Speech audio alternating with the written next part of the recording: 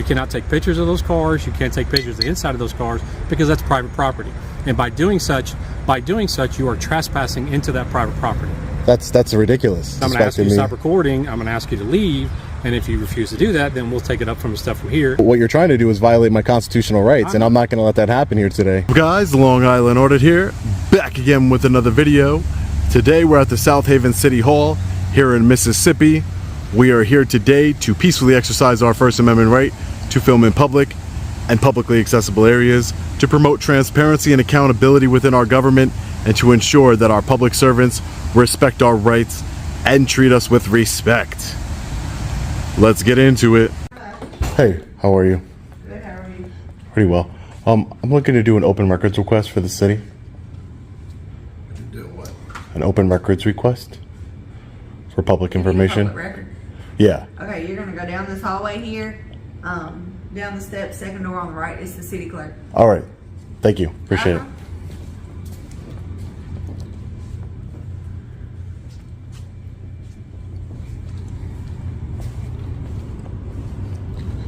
We have the tribute hall here.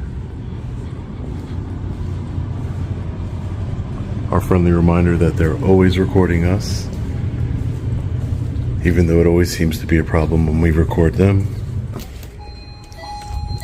Hello. Hi ma'am, how are you? I'm David. How are you? How can I help you today? I'm here to do a public records request. Okay.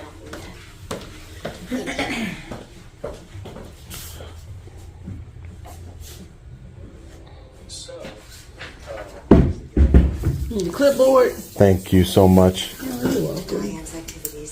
Thank you. You're welcome. You want to see me? Just want to get some cards too. That's fine. This is me. In the heart of a quiet county office, a simple camera lens begins to shake the foundation of authority. A citizen auditor walks in, exercising his constitutional right to film in public. What should be a normal encounter quickly spirals into confrontation. The clerk, visibly uncomfortable, claims filming is not allowed, though no law supports her claim. Her defensiveness grows as the camera rolls, revealing a deeper fear: exposure. Each second builds tension as transparency clashes with control. The citizen remains calm, educating politely, while public employees expose their own ignorance of the law. Garnet begins: truth versus power. And this is the boss. This is the city clerk. And then the others are just Okay. whoever you want anybody else's. Thanks, Ashley. You're welcome. Let me know if you have any questions on the application. Just try to be specific as possible, okay? Okay, great. So here is the City of South Haven Public Records Request form. Ashley was kind enough to give us her boss's, Andrea's, work card as well as hers. Let's fill this out. So it's just the first, last name, title, and salary of all city employees for the City of South Haven. Okay, yes, Okay. sir. All right, so we have up to 7 business days to fill a public record request. We'll contact you once the request has been filled, and it's $20 for the $21 for the public record request. I think they've added an additional dollar for filing purposes, which I can pull that. I want to say I got a copy. There's a reason why I went up that dollar. I gotta go get my reason, but it is an extra dollar, and I don't think we've updated this application to read such. Okay. Because this is just saying a 20, but I know they've went before the board with this whole dollar that the state's requiring for a filing fee. Okay. So we went in, opted in, and I gotta get that updated. But $20, 25 cents a page, and then there's a dollar for a filing fee. But I'll contact you with the amount total once I get done, because I don't know how lengthy it'll be. Even if you wanted to email, I think it's per. I have to verify.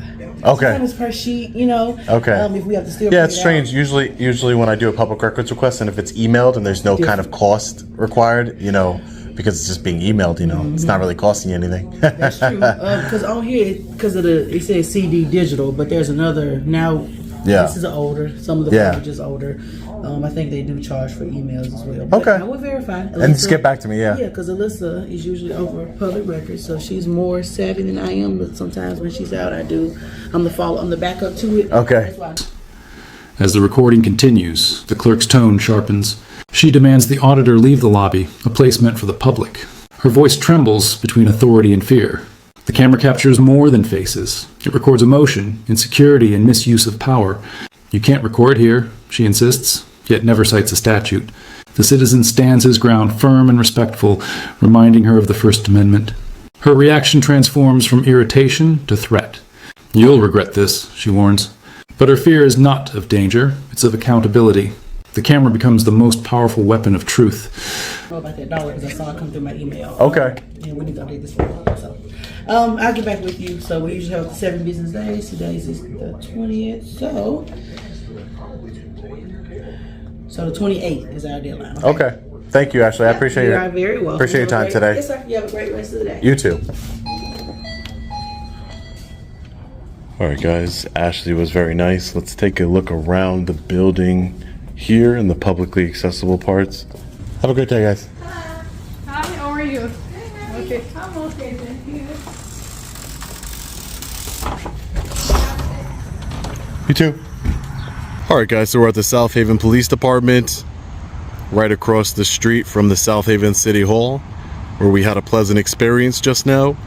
So let's hope we have the same experience here. Let's take a look around the publicly accessible areas of the parking lot, and then we'll go inside. So far, so good. No issues.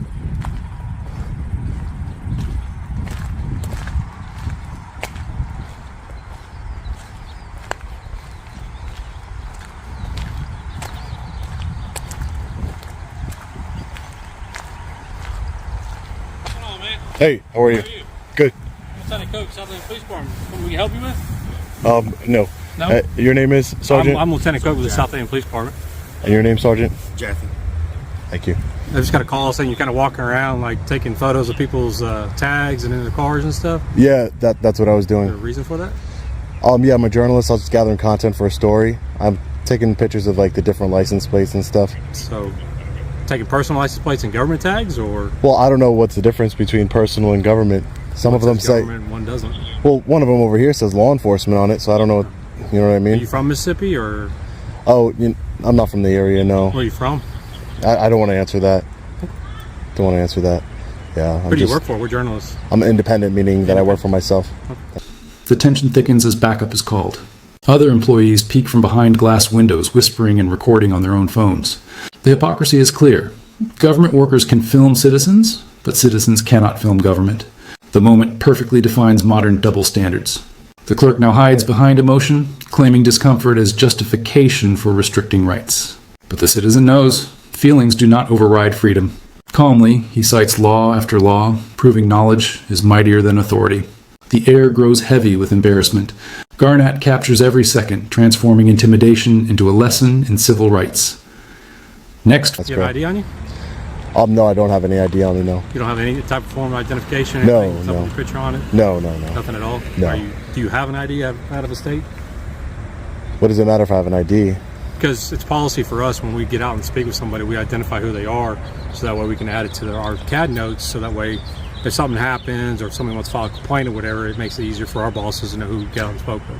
Yeah, Lieutenant, I do have an ID. Okay. I don't have it on me, and I don't make it a habit. It's my policy not to identify myself. Okay. So you're not gonna give your name, date of birth, if I ask for it? unless I committed a crime, no. Or Well, it's not you necessarily you suspect committed me. a crime. Again, it's when we make contact with the public, Mm-hmm. we usually, well, I say usually, we always we always get a name, date of birth, some sort of identification for them, whether it be via citation if they've made a traffic stop, or they called us out there, or we get a call from, say, City Hall. Yeah. Says, hey, somebody's walking around out here looking suspicious, taking photos of people's cars, of their license plates, and that kind of stuff. Yeah. Right. No, and I understand your policy completely. So that and, policy is, I'm going to ask you for your identification. So Yeah. if And- you don't have it on you, I need to get your name, date of birth then. my policy is I don't identify myself unless you Then I'm going to ask suspected you to me. stop recording. I'm going to ask you to leave, and if you refuse to do that, then we'll take it up from the stuff from here. And Why then we'll progress further. why would you stop me from recording? Because there's no need for you to be out here. Then you're on. So I'm because saying it's so, government property. so you're saying because I won't I'm asking you to leave. Is what I'm asking you. because I won't identify myself to you,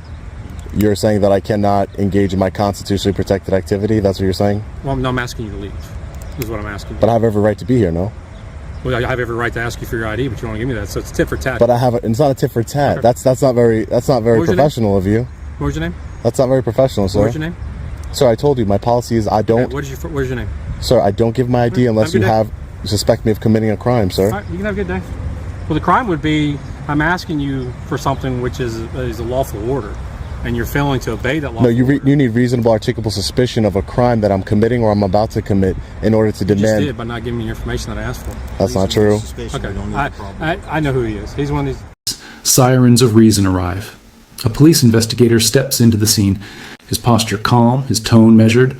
Both sides explain their version of events. The officer listens, evaluates, and upholds the law. He confirms what the clerk refused to believe. The right to record in public spaces is protected. The atmosphere shifts. Suddenly, silence fills the room that was once loud with accusation. The officer's professionalism exposes the incompetence of those who cried unlawful. In that instant, authority bows to accountability. One citizen with a camera, armed with knowledge, just corrected an entire office of ignorance. Just because I know the law, you know who I am? All right. Well, please. One thing, if you want to look at the cars that are identifiably marked as police department. So by all means, this camera over here says law enforcement. Is that? That's actually a personal tag. So why does it say? Why would they do that?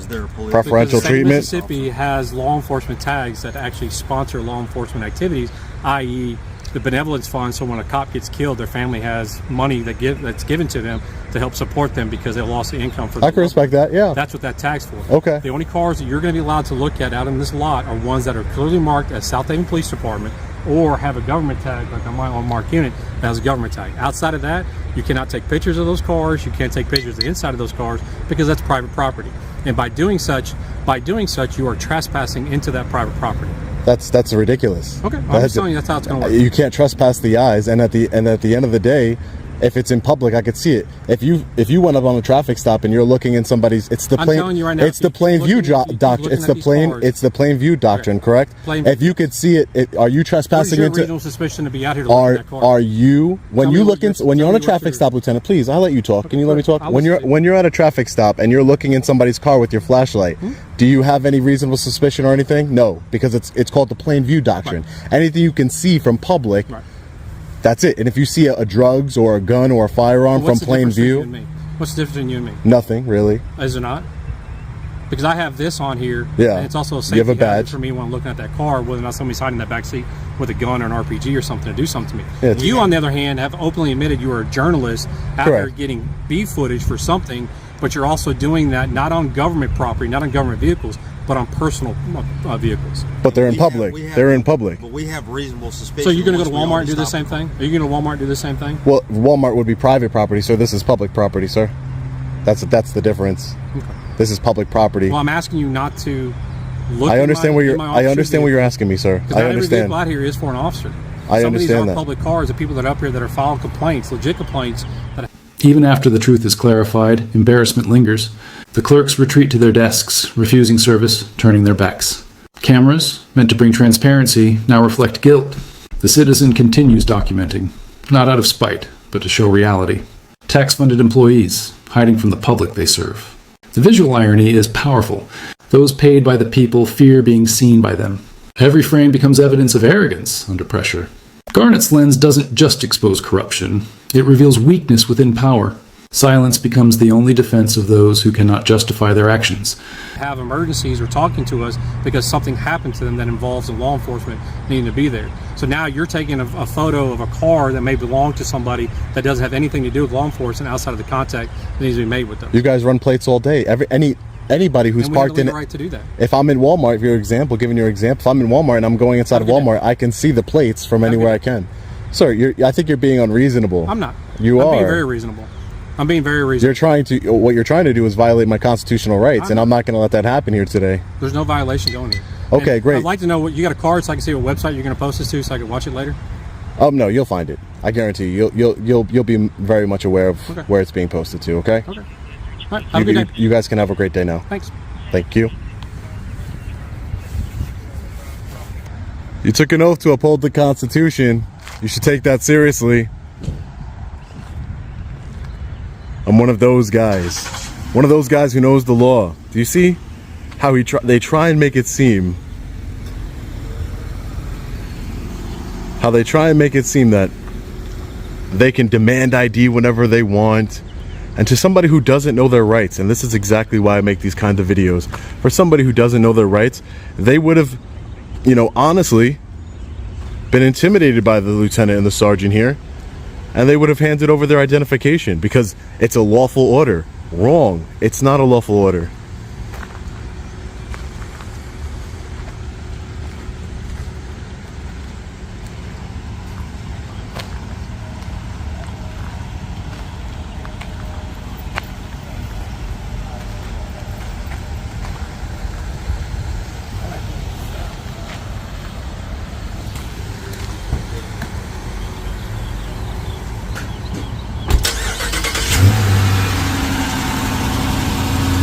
Now they're going to go about their day. This is public property. He's not going to stop me from walking around public property and taking pictures of vehicles. Like, Determined, the auditor moves deeper into the building, testing consistency. In another office, he finds contrast. Here, officers act professionally, treating him with respect. They know the law and honor it. Transparency doesn't scare them, it strengthens them. The difference is clear. Ignorance breeds hostility, while integrity creates peace. The citizen asks questions, records interactions, and thanks the officers who stand for the Constitution. Garnett transforms from confrontation to education, showing the world that authority and accountability can coexist when guided by respect, not ego. they do it all the time. They look inside vehicles. It's called the plain view doctrine. They need to learn the law. They need to uphold the Constitution of the United States. That's what they need to do. Here he comes, making his U-turn over here.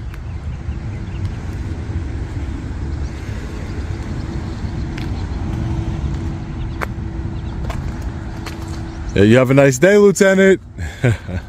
Alright guys, so we're just getting out of the South Haven Police Department and the South Haven City Hall across the street here in Mississippi.